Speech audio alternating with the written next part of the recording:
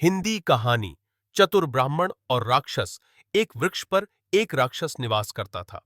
एक बार उस वृक्ष के नीचे से एक ब्राह्मण गुजर रहा था तो राक्षस उसके कंधों पर जाकर बैठ गया।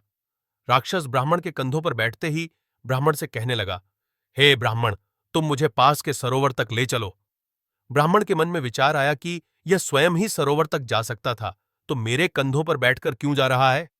ब्राह्मण ने डरते डरते पूछ लिया, तुम कौन हो और मेरे कंधों पर क्यों बैठे हो।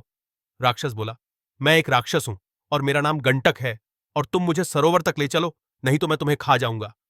ब्राह्मण ने राक्षस से पूछा, तुम खुद ही सरोवर तक क्यों नहीं चले जाते।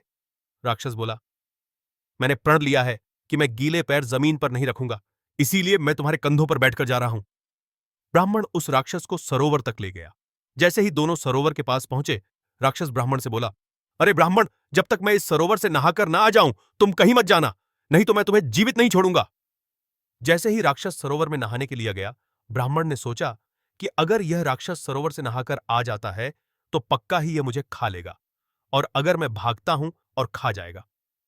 तभी ब्राह्मण को एक बात की याद आई जो उसने बातों ही बातों में राक्षस से पूछ ली थी कि राक्षस ने तो गीले पैर जमीन पर नहीं रखने की कसम खाई है। बस क्या था, ब्राह्मण ने उस स्थान से दौड़ लगा दी और राक्षस उसे देखता ही रह गया क्योंकि उसके पैर सरोवर में गीले हो